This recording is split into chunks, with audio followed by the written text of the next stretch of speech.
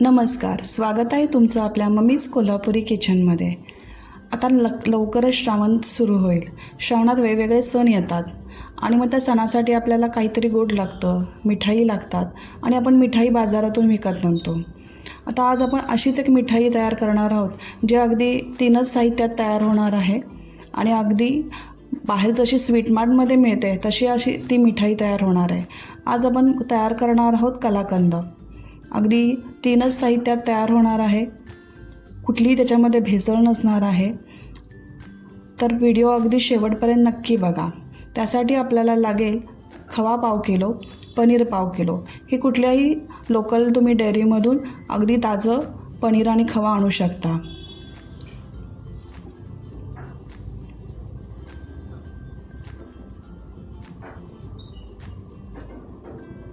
खवा आणि पनीर शक्यतो ताजा घ्या, त्याच्यामुळे कलाकंद अगदी सॉफ्ट तयार होईल। आणि साखर 200 ग्रॅम घ्यायची आहे। बाहेरची मिठाई थोडी जास्त गोड असते कारण वजन जास्त भरावं म्हणून आपण इथे 200 ग्रॅमच साखर घेतलेली आहे। एक जाड बुडाची कढई घ्या, त्याच्यामध्ये तूप 2 चमचे टाका। तुपामुळे खवा भांड्याला चिकटणार नाही किंवा तुम्ही सरळ नॉनस्टिक कढई किंवा पातेलं वापरलं तरी चालेल।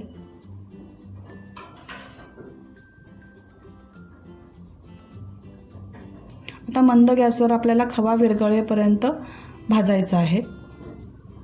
फक्त खवा विरघळू द्यायचा आहे। गॅस मोठा अजिबात करू नका, नाहीतर खवा जळण्याची शक्यता असते।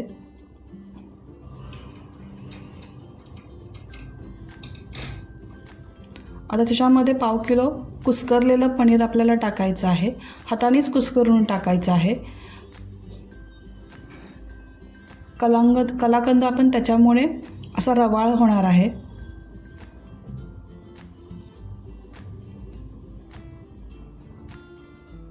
आता पनीर आणि खवा एकसारखं मिक्स करून घ्या। जोपर्यंत मिक्स होत नाही तोपर्यंत हलवत राहा।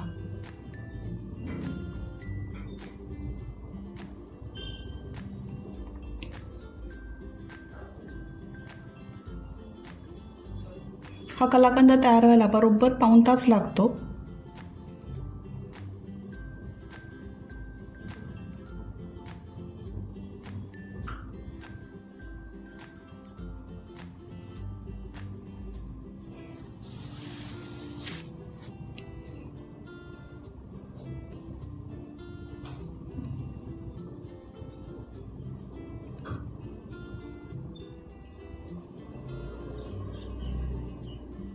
आता खवा आणि पनीर व्यवस्थित मिक्स झालेला आहे।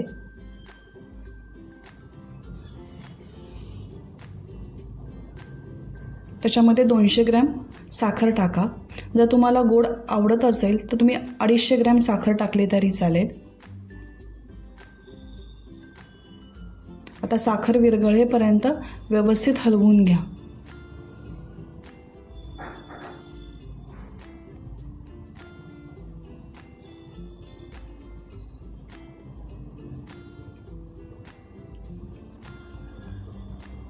पेशन्स ठेवून तुम्ही सतत एकसारखं हलवलं तर कलाकंद अगदी आपला छान तयार होतो।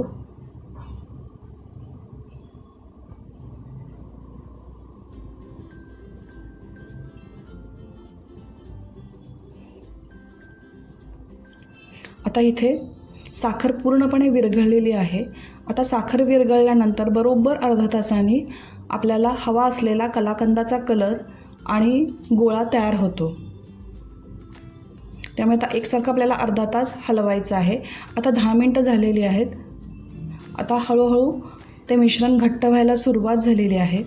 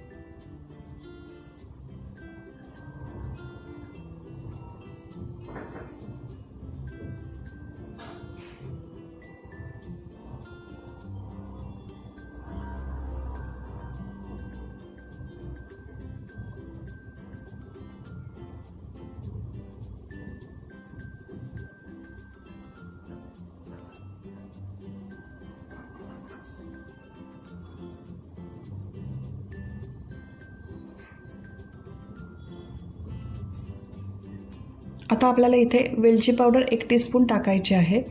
वेलची अगदी बारीक व्हावी म्हणून मी भरपूर साखर घालून ती मिक्सरला बारीक केलेली आहे.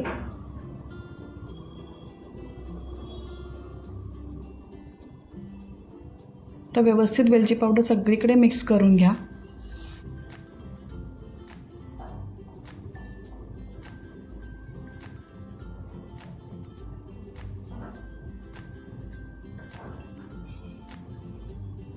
आता जवळजवळ इथे 25 मिनटं झालेली आहेत.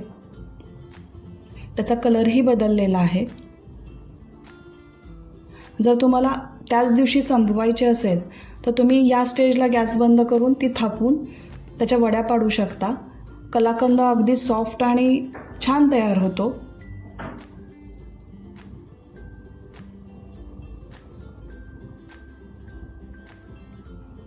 आता तुम्ही गॅस बंद करून वड्या पाडू शकता. पण जर तुम्हाला फ्रीजच्या बाहेर 2 दिवस टिकवायचा असेल आणि कलर त्याचा जरा आणखीन छान पाहिजे असेल तर तुम्ही या स्टेजला तुम्ही गॅस बंद करू शकता आणि वड्या पाडू शकता.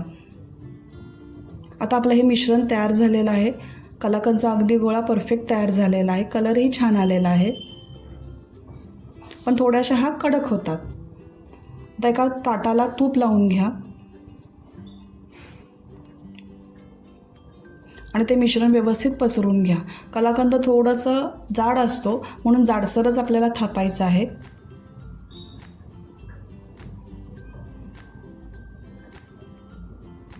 व्यवस्थित पळीनं थापून घ्या आणि तासभर रूम टेम्परेचरला आपल्याला हे ठेवायचं आहे.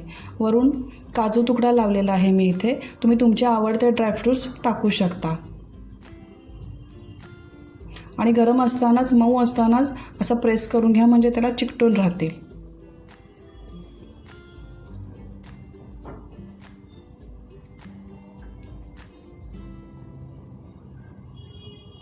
एक तासभर रूम टेम्परेचरला ठेवा. बरोबर कलाकंद सेट होईल.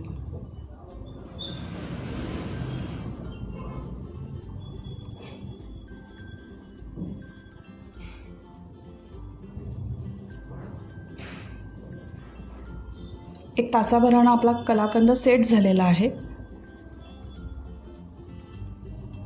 आता कलाकंदाचा शेप हा चौकोनी असतो म्हणून मी इथे चौकोनी वड्या पाडणार आहे.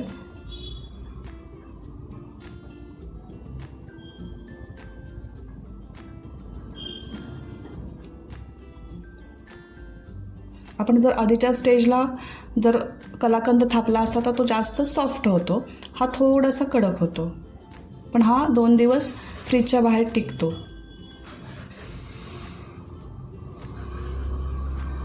हे बघा अगदी स्वीटमार्टसारखा आपला हा कलाकंद तयार झालेला आहे. टेस्टलाही अगदी छान लागतो. कमी गोड असतो.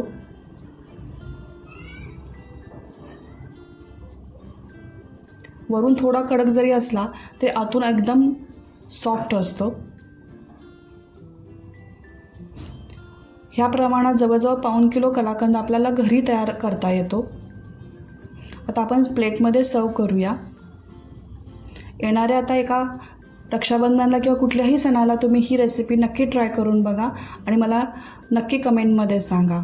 जर तुम्हाला ही गोड रेसिपी आवडली असेल तर लाईक करा, शेअर करा आणि माझ्या चॅनलला सबस्क्राईब करायला विसरू नका.